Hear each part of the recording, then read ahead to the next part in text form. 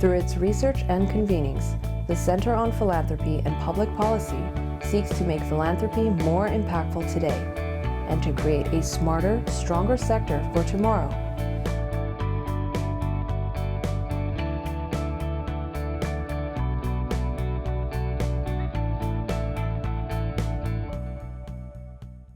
Hi, everyone. I'm Jim Ferris, and I have the privilege of directing the Center on Philanthropy and Public Policy here at USC. And even though today is June 1st, it seems like Thanksgiving with sort of the reunions going on here. We're delighted you're all here. Over the last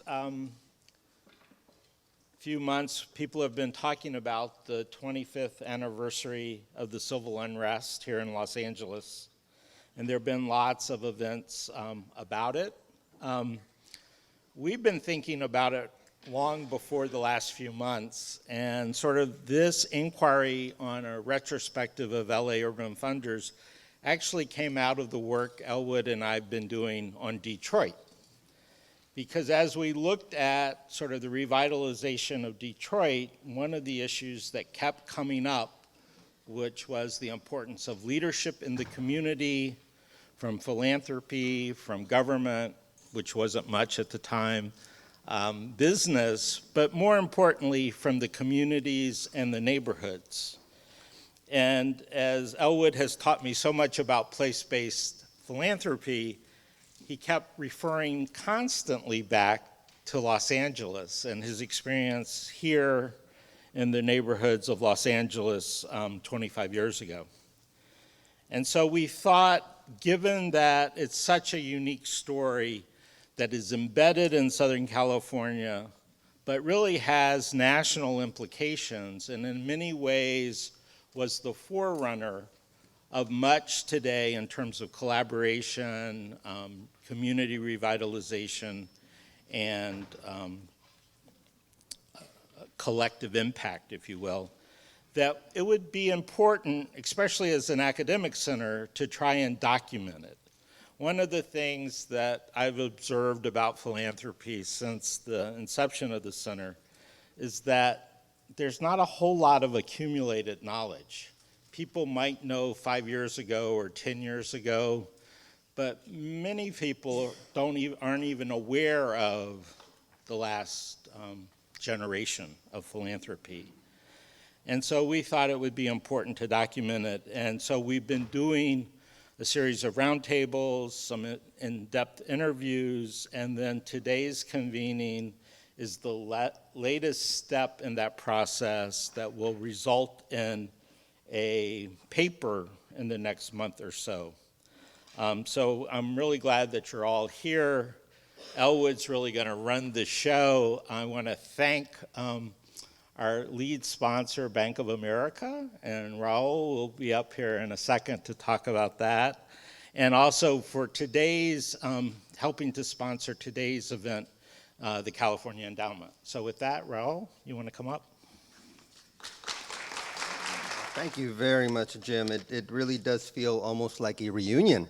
It was very difficult to get people to actually sit down because a lot of it is, even though we are all doing some really great work in the community, it's a lot of work. And I see a lot of people, and everybody's asking, "How are you?"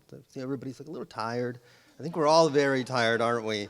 We've been running this long marathon for many, many years, but thank you so much for being here with us today. As we take a look at, what took place 25 years ago, what did we do as a result of it? What did we learn from it? What did we do right? What could we have done better? And what should we be doing better going forward? The bank is a very proud sponsor and supporter of USC Center on Philanthropy and Public Policy, and we were also one of the founding members of LA Urban Funders many, many years ago. We're glad that we're here to take time to discuss, again, the learnings over the past 25 years and what we could actually be actively taking a role in doing a little bit better and strengthening our communities going forward. Although I was not personally involved, I am delighted that we have with us today a visionary leader named Caroline Boitano. And Caroline is here with us today, right over here. And thank you, Caroline. Thank you so much for taking time to be with us. Actually, Caroline was the president of the Bank of America Foundation back during that time, back in 1992, and she was also a founding co-chair of this initiative.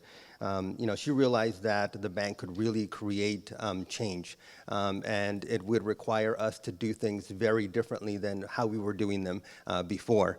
Because obviously, as a result of everything that happened, we learned and we realized that although we were doing a lot of things right, obviously it wasn't having that impact in our communities that we really felt we needed to have. And so I think that's one of the main learnings that we've taken from this over the past several years, is that we continuously have to ask ourselves and to ask our communities, what is it that we should be doing? What is it that our communities really need? And rather than doing a conversation within our own institution and asking ourselves that, is to really engage our community partners to figure out, what is it that they're seeing in their communities? And so I can tell you that as a result of this, the way we do business has drastically changed. And for us, it's really important and, for us to realize and to know that unless our communities are doing well, then we as a business will not do well. Unless that they're actually prospering, then we ourselves are not going to prosper. And that's really, really important. So some of the things that we do just on a day-to-day basis, are very, very different. And now I'm glad to say that they're sort of ingrained in our own everyday activity, which is, we actually continuously ask our partners, and we're actually having these conversations about what is going right, what is going wrong, what is it that you need, what are some of the challenges, what do you see happening over the next several years? And it's really changed things over the past several years. In the past, we were all doing program grants, and I'm proud to say that we were one of the first companies to actually switch over to providing operating grants. To now, more than 70% of our grants, are operating grants. That we encourage our organizations to be able to come up with new ideas, to tell us what those ideas are, to not be afraid to take some of those risks, to invest and to be, a little bit, more aggressive about, looking at ways very differently, to continually ask our partners, what is it that you've learned from some of those mistakes that you made? How are you going to make this a little bit better? How can we be part of that change? So all of these are very, very important conversations that we all need to be having, and I'm glad to say that, in this room, we have a lot of very influential funders who are part of LAUF, but we also have a lot of very influential organizations that are continuing to be part of the solutions. So we thank you so much for being with us today, and we really want to move over to, I'm going to turn it over to Elwood, who's going to, as Jim mentioned, take over the program and really engage us in some wonderful conversation. Thank you so much. Thank you. As Raul and Jim have alluded this, I was hoping to come here and have kind of a empirical, academic, neutral tone, and yet it's very hard to in this room, and part of it is that there is a bit of a reunion going on.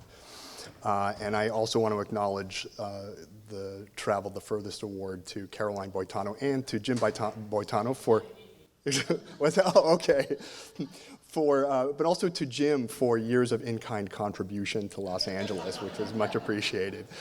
And I also think there's something else, and that is that the issues that first prompted Los Angeles urban funders, a sense of a deepening and combustible economic divide, violence sparked by community police relations that are less than desirable, these things are more relevant, not less.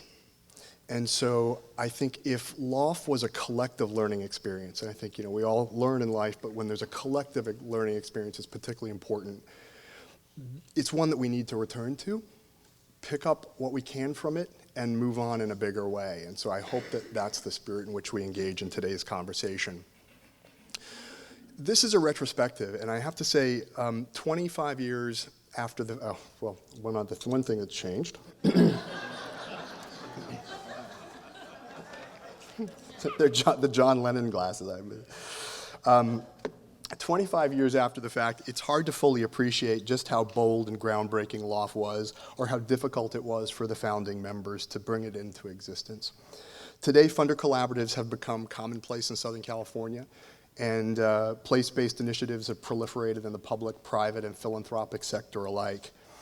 But in 1992, however, more than a few foundation presidents viewed LAUF with skepticism and doubt. And in fact, it was a highly experimental effort where some costly mistakes were made and hard lessons were learned. But more than that, it challenged closely held assumptions about how philanthropy should do its job. For those, who here was, actually, who was not in LA Urban Funders? Raise a show of hands. Okay, I think we're more than half, I think, non-LAUF members. A few facts. It was in the wake of the 1992 civil unrest that 21 corporate and private foundations came together in Los Angeles to collectively respond to the societal rupture that had impacted some of the city's poorest neighborhoods. From 1996 to 2006, they worked with the local community groups to frame and carry out major initiatives aimed at improving socioeconomic conditions in those communities. Collectively, they distributed more than $25 million, a figure that comprises both grants from the individual foundations as well as expenditures from a pooled fund to which they all contributed. In a city that was then known for its fragmented philanthropic field, it was an unprecedented act of collaboration. Long before 1992, Southern California's foundation leaders had obviously been acutely aware that poverty was concentrating geographically.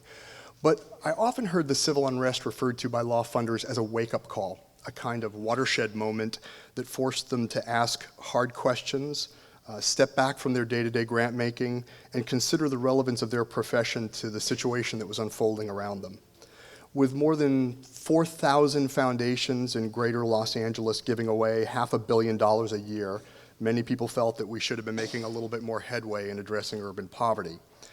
But uncoordinated funding had resulted in isolated nonprofit efforts, minimal cooperation across groups, and a failure to tackle large issues in a systematic manner.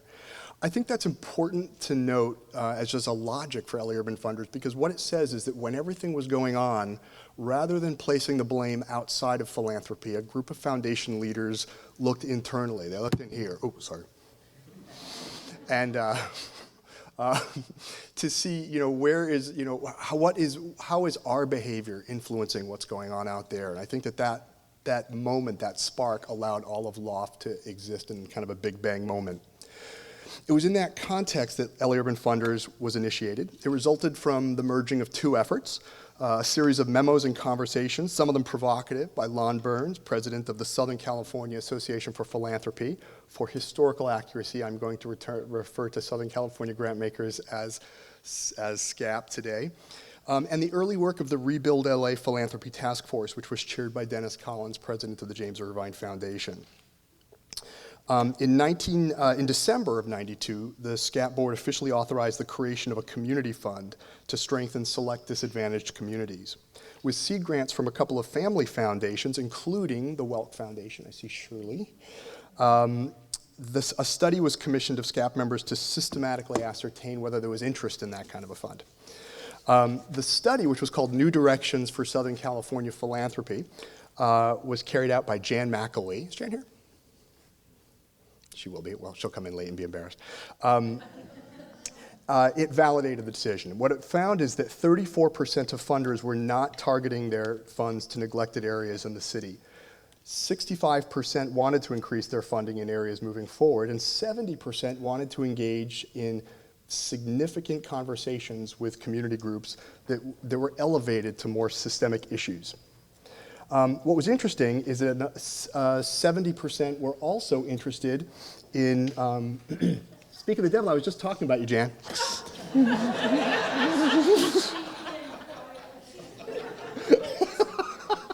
Sorry. 70% actually said, yes, I would be interested in contributing to a fund, a community fund, if one were created. And what's interesting is that survey was really just meant for fact-gathering purposes.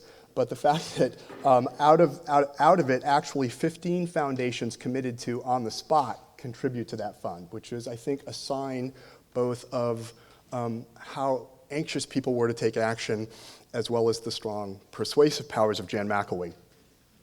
So what began as an ad hoc group of foundations and trustees became a formal foundation consortium. The original co-chairs, Dennis Collins, Caroline Boitano, allocating its resources in 3 low-income neighborhoods over the course of a decade. And it accomplished a great deal. What's interesting is that even today, much of what LAUF accomplished at the neighborhood level has not been widely shared. And so that's really one of the things I want to highlight for you today. By the time the LAUF board adjourned for the last time in 2006, it had made, I believe, an indelible mark on the landscape of Southern California philanthropy. It had modeled new and effective ways for foundations to work with each other and with low-income communities. It had demonstrated that heightened collaboration among foundations translates into greater cooperative activity at the neighborhood level, which in turn translates into improved community outcomes. And again, I think that line of argument was a very important one because it was empowering for foundations. LAUF had been widely recognized as a model for more collaborative philanthropy, and in the end, it also provided some insights into the limitations of philanthropy's capacity to sustain collaboration indefinitely. To coincide with the 25th anniversary of the civil unrest, the USC Center on Philanthropy and Public Policy, as Jim already mentioned, conducted a 6-month retrospective inquiry into LAUF. We examined detailed chronologies, which were accounts prepared by anthropologist Dr. Julie Solis, who kept meticulous accounts of what happened in each site and at the board meetings over 10 years and painstakingly checked facts with both funders and community leaders along the way. We sifted through detailed minutes of the monthly 4-hour funder collaborative meetings and pored over grant agreements, contracts, and copious field notes. We reviewed audio recordings of interviews and funder collaborative meetings. Yes, there are tapes. And finally, we reconvened funders and community leaders in a series of reflective roundtables that were held right here on the USC campus. The results of all of this are contained in a case study that will be released soon, in which I'm going to now give you a few of the highlights from. A few words on the structure and mechanics of LA Urban Funders. It would be an understatement to say that it did not come together easily. So several years elapsed between 1992 and the launching of the neighborhood initiatives in 1996. The long hours that were spent deliberating issues and trying to make decisions actually prompted some in the philanthropic community to, I would say, deride LAUF as a waste of time at moments. And even some LAUF members described it as grindingly slow, that's a quote, and worried that we were so worried about making mistakes that we were paralyzed in action to take any action. But in retrospect, every LAUF member that is interviewed says that this formative period was essential for setting ground rules, adopting new group norms and behaviors, and building a familiarity among members. I think that's very important for anything we do moving forward, because it'll all have to be done again. I mean, hopefully it'll get easier over time, but that front-end investment can't be, there's no shortcut. For heads of statewide foundations like Caroline, a primary motivation for being part of LAUF was to kind of create a collaborative culture here in Los Angeles that would parallel what already they felt existed in Northern California. They hoped to have more partners with whom they could pursue lots of co-funding opportunities and joint venture activities.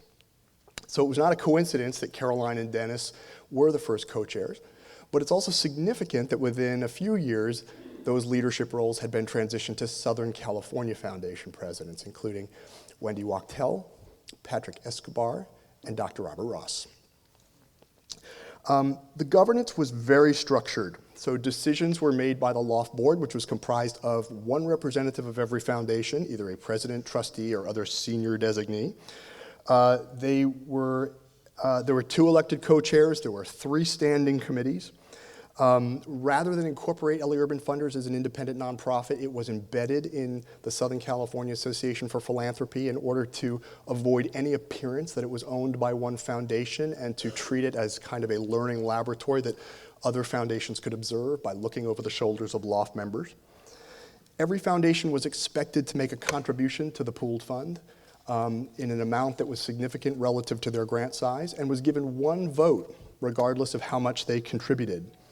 There was an intellectual equality that the board members tried to cultivate, where a person's influence or power at the table at any given moment was based not on how much money they gave, but how much their expertise was relevant to the subject at hand. So, for example, if we were talking about arts and culture, Janice Pober and Claire Peeps, regardless of how much they contributed to the fund, would probably have a lot more deference given to them. There was, decisions were, I would describe them as aggressively democratic, especially as I looked back at the meeting minutes. And there was, what was interesting is that although we occasionally went down to votes, counting heads, most of the time it was a consensus-based decision-making process. And in order to make consensus-based decision-making, funders had to relinquish the polite, non-confrontational culture that I think was so entrenched. And they, I would say within a few years, succeeded brilliantly by the minutes. I think the last part was that the contribution to the pooled fund had to be unrestricted. And that was a very, very hard thing for funders, especially if their boards, it's like, I have one job and I'm going to do it to protect the mission of this foundation, and this is our categorical expertise. To let go of that, to say we're going to make an unrestricted grant and we believe that our mission can actually be served indirectly if we trust the process a little bit, that was a very big leap. The board held a very hard line there about board members joining, having to make that contribution to the pooled fund. And again, in retrospect, we're very happy that they did, because it turned out to be a litmus test for whether or not those funders were willing to take other risks further down the line. The most innovative feature of LAUF structure was the bimodal funding system. The bimodal funding system was basically born of an idea that one of the reasons that neighborhood initiatives don't emerge on their own is because of some structural constraints in philanthropy.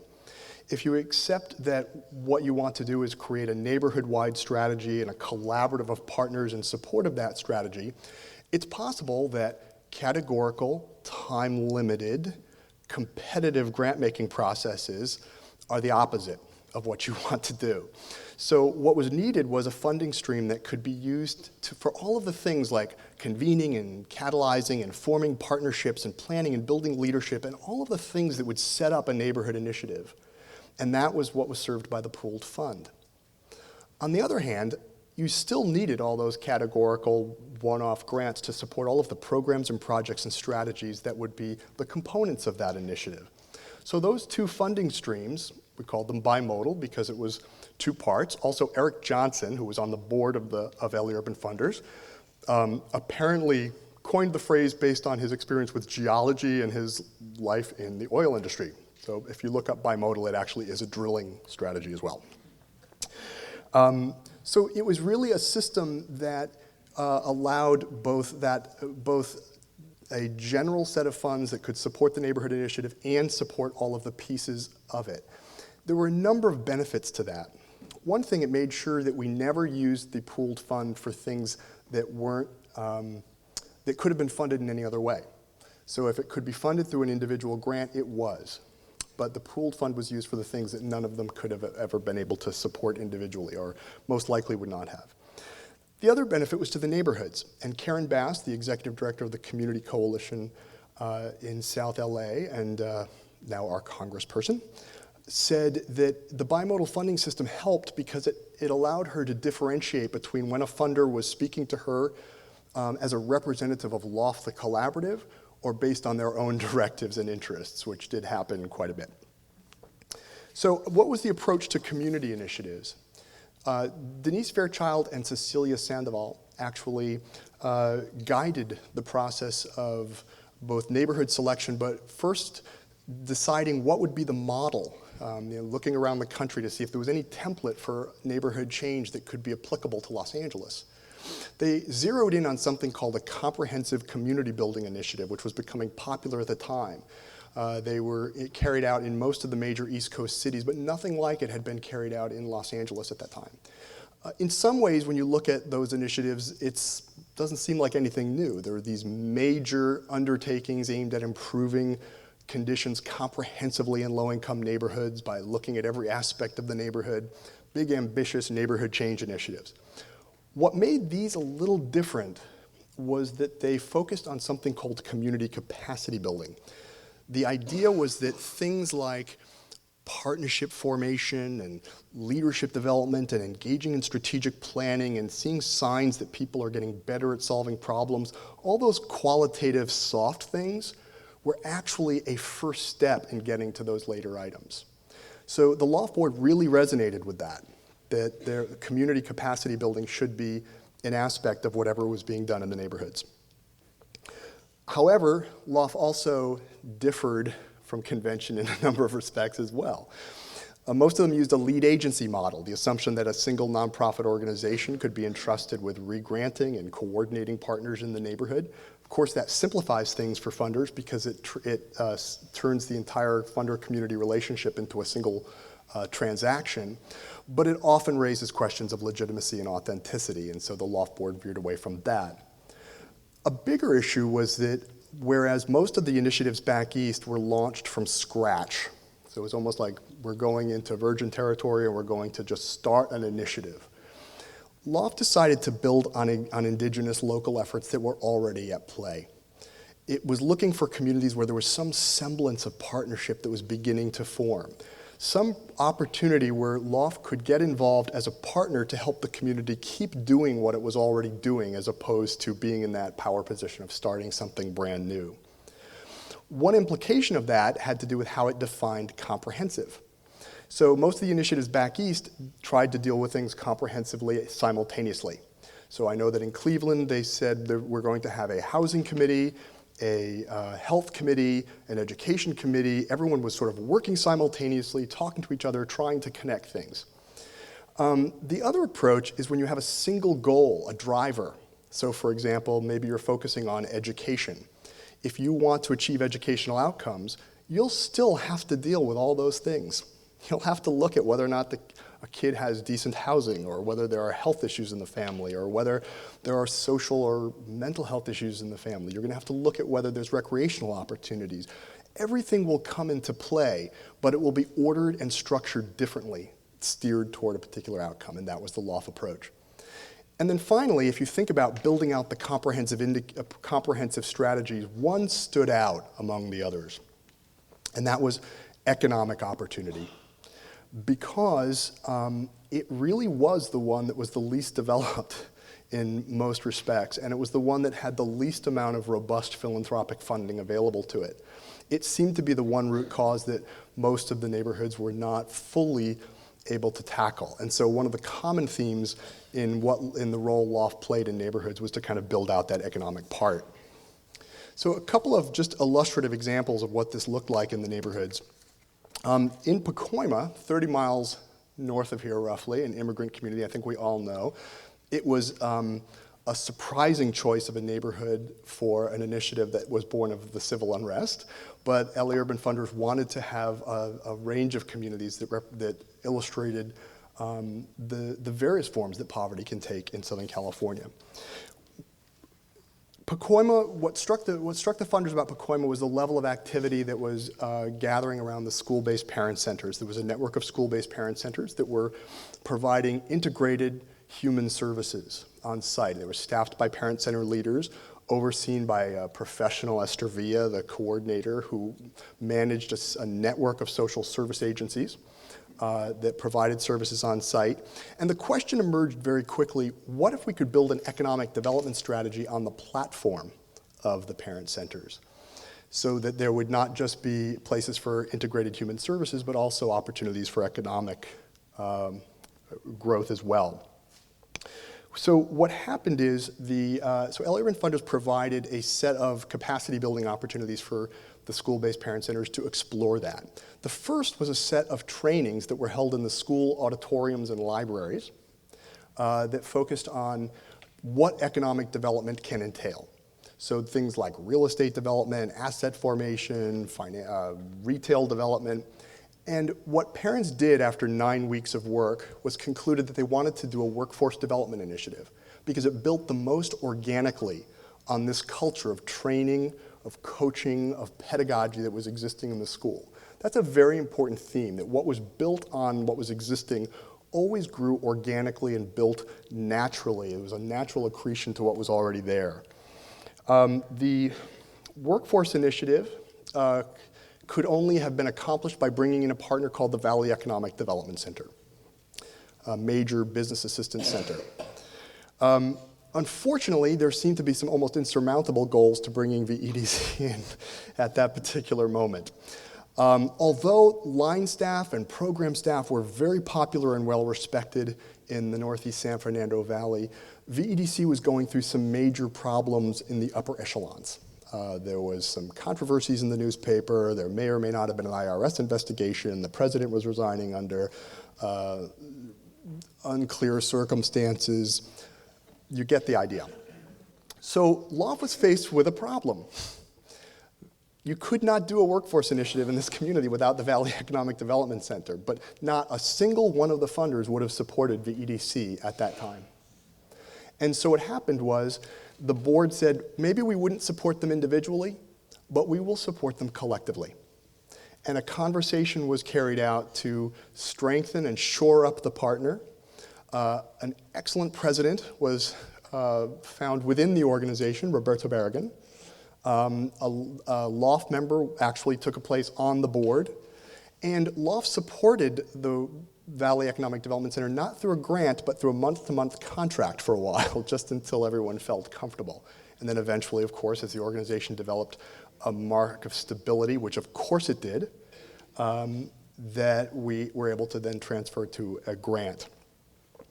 What's interesting about this initiative is that a couple of things. First of all, it was very successful. Within a couple of years, more than 1,000 people were placed in jobs with 75% retention after 3 months and 70% retention after 3 months, after 6 months rather. And then more importantly, as I said, these were initiatives that were building on processes already underway. And since this had begun with the schools, the real driver was student achievement. So Philibert Research Associates, supported by LAUF, actually carried out a longitudinal evaluation in Pacoima that is not well known. 500 families were tracked. These were families where the children were in schools where Project Grad curriculum reform was underway. The children were going to after-school programs that reinforced learning that was going on in the classroom during the day. Someone in the family had a contact with the family center in terms of social services. Or some kind of support, and somebody in the household got a job through the workforce initiative. What was found was that the cumulative effect of all of these things happening at once, not surprisingly, actually did have impact in terms of quantifiable numbers around student achievement in terms of attendance, conduct, grades, and standardized test scores. Not a surprise to anyone in Pacoima who believed that if you did all of this together, it would have a cumulative effect, but it was important to have that study. The other thing that happened was, I think, and maybe we'll talk a little bit about it later, it's not very often that a neighborhood experiences a shift in mood. And I think what was seen very visibly in Pacoima was that there was a lot more positivity. There was a new narrative about the neighborhood, about how this was a community that was coming together around its schools and making a difference. There was a tremendous movement, and I think Project Grad deserves an enormous amount of credit for this, a shift in attitudes towards college. Many parents were reluctant to have their kids go to college. It was afraid it would erode the family in some way, or that they would lose their kids, or they'd end up in debt. And there was a tremendous movement towards the end of LAUF. You could hear it. People would talk about sending their kids to college, and it was something that was very exciting. And I think it was Roberto Barragan who actually said, Pacoima has reached a new plateau in terms of funding as well, and we can now attract funding that was impossible otherwise. I'll give you a little sketch of Vermont Manchester as a second neighborhood, and then I'll maybe wrap it up with some lessons learned overall. In South LA Urban Funders partnered with the Community Coalition for Substance Abuse Prevention and Treatment. The coalition was both a base of resident organizing and a network of nonprofits. It had set out to address the crack cocaine epidemic of the early 90s by addressing all of the root contributing factors. It was looking at the existence of nuisance properties like hourly motels and liquor stores and places where drug deals would go down. It was looking at the lack of social services, especially treatment programs for people trying to get out of that cycle. It was looking at educational outcomes, the fact that there was a lack of educational attainment that was giving people a sense of hopelessness that was leading to self-medication and lack of options. And it was also looking at the economic root cause of poverty that was leading to it. The coalition had developed successful campaigns around each of those outcomes, except for the economic piece. And so the conversation between LAUF and the Community Coalition was, how can we build out that piece? Now, there were a lot of concerns from the beginning because, if you remember, LAUF didn't want to work with a lead agency. And the coalition sort of seemed like a lead agency, but at every step of the way, it challenged our perceptions about what a lead agency was. Because it wasn't really a single nonprofit, it was a mechanism for ongoing resident organizing. And it was a network where other nonprofits came together to do things. And so there was a sense that this was a leap worth taking. Now, Karen Bass, directing the coalition at the time, also had reservations, because the model of the coalition was to do large-scale organizing across South LA over such a large territory that the coalition could actually leverage policy change. LAUF was asking the coalition to focus on a little geographic postage stamp neighborhood that couldn't possibly by itself leverage major change. Also, the coalition was into organizing the unorganized. It didn't go to pastors and say, can we work with your church? It didn't go to block club captains and say, can we work with your block club captains? It penetrated those organizations underneath and mobilized the membership, but didn't go through the filter of the people who were the leaders of those groups. And LAUF was actually saying, well, can you work with some of these associations and organizations? So there were reservations on both sides, but the leap was taken on both sides. Again, as in Pacoima, it started with an education for residents about what are the different economic strategies that exist, real estate development, you name it. Workforce development, small business development, financial institution creation. And this time, a different choice was made. The coalition decided to zero in on real estate development because they had been so successful at shutting down their nuisance properties, and they were now vacant or boarded up buildings, that the question was, how do we restore productive use to those sites? That's a real estate question. On the other hand, everyone was very concerned about being pulled off the core competency of organizing. And I remember Karen saying to me one day, when I think of economic development, I think of affordable housing, and if we get pulled off of that, we won't be good organizers. And so Denise Fairchild actually did a fantastic training that I remember, looking at all the different roles that are played in real estate development, the financier, the project manager, all of them, and recognizing that one of the roles was organizer and advocate to make land development possible. So the coalition developed something called the GROW campaign, Greater Resources Through Organizing and Work. And GROW was designed to organize residents in support of positive real estate development or positive retail attraction. One of the first campaigns was around supermarkets, where they documented the low standards, the poor quality, the green meat, the high prices at a Ralph's supermarket in Vermont, Manchester, and compared it to other supermarkets in the same chain in other parts of the city that were actually more affluent, but where people were paying less prices, less money for less green meat. The campaign was very successful, was pressured the leaders at Ralph's to actually make the change. And it was also interesting for the coalition because for the first time they weren't organizing as citizens trying to create public policy change. They were organizing as consumers to create corporate policy change. And that could be done at a very local level, at what retailers would call a trade area scale. However, within a couple of years, that supermarket closed down. So they won the battle and lost the war. So GROW actually turned to more proactive attraction of uses that could replace those sites and moved into the world of school attraction.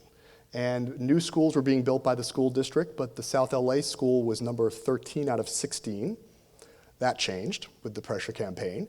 And a new school was built in Vermont, Manchester, very close to the coalition. And from there, a whole series of real estate development ventures of limited success, I will say, because I think one of the learnings was that Unlike workforce development, the factors that keep land undeveloped in South LA are deeper and more persistent than even any of us were prepared for, and they are an ongoing struggle. But there were a number of very important ventures looking at community-driven eminent domain. The coalition took leaders to the Dudley Street Initiative in Boston and began starting a conversation with the city around community-driven eminent domain. The campaign was, for a moment, called something that I loved. They passed on the title, but I still love it and remember it. Remember, Mary, it was called Free the Land. I liked it. They also began focusing on a major project at between 83rd and 84th on Vermont, one of the largest remaining major corner priceless retail development sites and began looking at who owned the property and pressuring to reclaim it. And in the end, a DPSS site, a county administration office, was built there, which was not considered a success to the residents. But the point was that there was now a movement for a much longer marathon, as you were saying, Raul, a much longer marathon around changing that land development.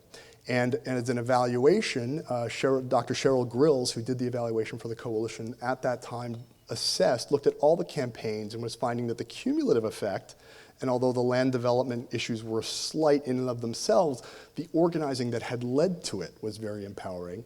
There had been as much as a 15 to 16% reduction in substance abuse in the area, even when adjusting for regional and national decreases. So there were some outcomes. So I'm past my time, but I do want to recap just a couple of, bullet out what I think are some of the most important lessons from this process. The first is that partnering, it's important to remain steadfastly committed to the community, even if your partner changes. So there were several points in the LAUF story where it's like, oh man, maybe we can't work with this group, or maybe we have to shift partners.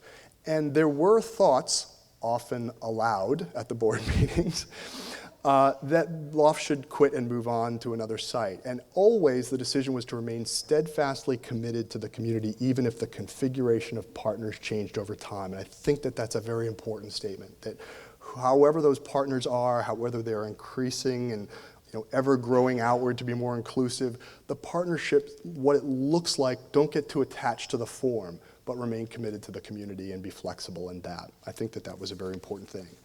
Another issue is management assistance.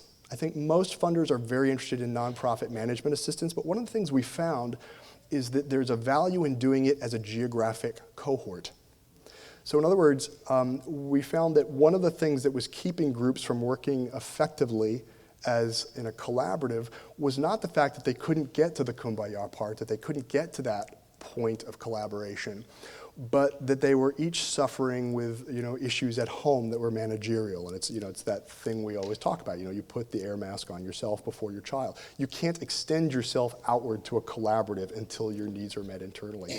So the idea of taking an entire cohort of organizations, running them through management assistance together with classroom training and one-on-one coaching, it created an opportunity not only to lift them up together, but in those classrooms, a lot of discussions were had about restructuring, possible mergers, acquisition, redistribution of responsibilities, creating a shared hub, etc.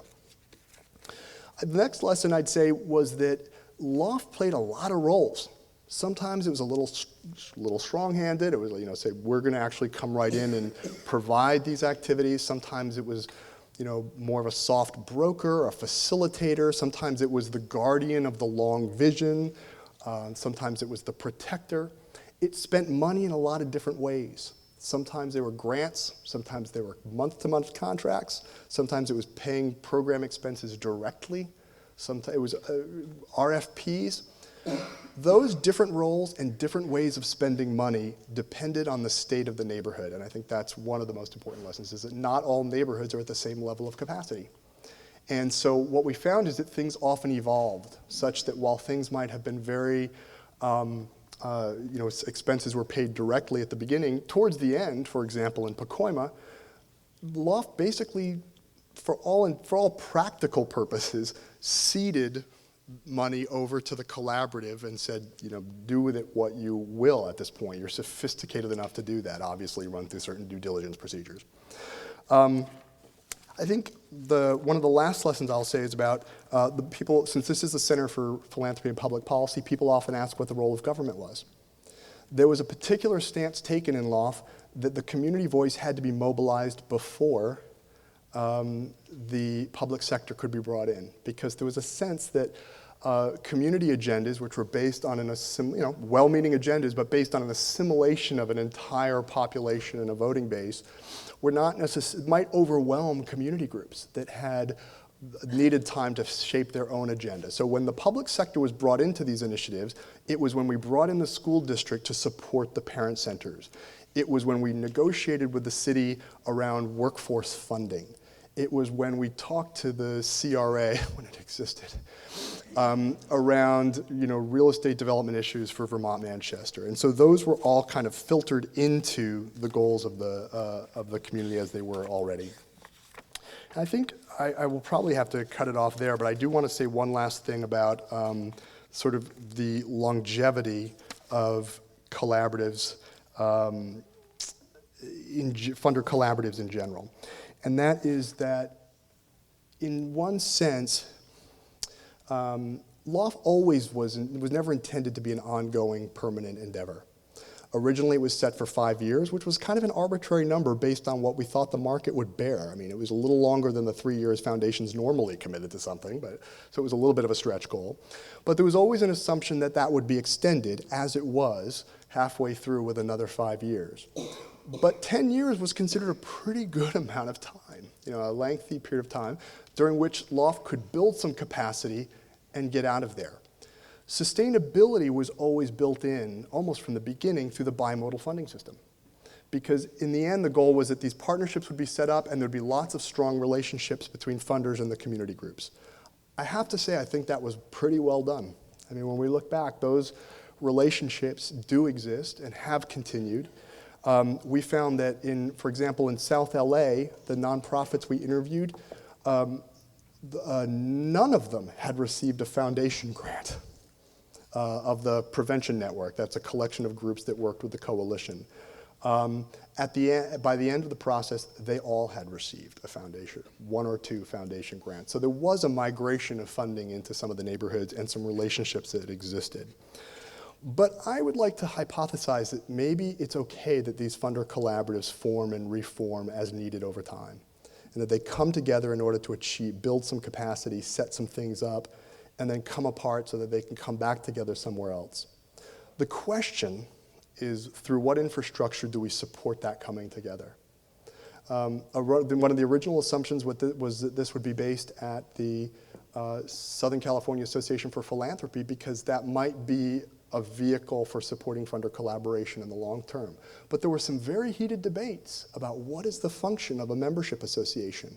Should it be proactively setting up collaboratives? Obviously, you want to create a climate that supports collaboration and hope that things kind of, thousands of flowers bloom. But is it your role in a membership-driven association to actually proactively set those up? And that was a controversial question, particularly as the LAUF budget ballooned out of proportion with the Southern California Association for Philanthropy's budget. So one of the questions is by what infrastructure, by what leadership mechanism do we create these collaboratives, especially as we enter now a time when it's important? One of the final questions that people always ask about LAUF is, could it have been created without the riots? Probably not. But I will say this, we are at a different time and place. Philanthropy looks very different in Southern California to me now than it did then. I believe that any emergency that happened, any great event that happened, philanthropy is ready to organize in ways that and has already demonstrated ways to organize in ways we hadn't seen before. The question is, can we get out in front? Can we do it before it happens? And that's a question that remains to be seen. I would say no, there has not been enough change. But I will say this, and did we aim high enough? No, probably not. But in the same way that we went from 3 years to 5 years, I think what we all did, we all took a stretch goal. The other thing we did with LAUF that I think is important to note is that there was a conscious decision to build community capacity. So yes, we did want to see those hard outcomes, and we got a lot of them. But there was a conscious decision that was made, say, we have to invest in the intangibles and hope that they begin to develop consequences. And I do think that that has happened. I actually do believe there's a lot more empowerment, there's a lot stronger nonprofit infrastructure, there's a lot more to build on in South LA than there was before. So did we aim high enough? Probably not, but I think that's why we're all still here. I mean, that was the marathon that Raul asked. I don't think, I would not declare failure. I would not declare failure of initiative, but I will say LAUF has to be assessed within the goals that it set for itself.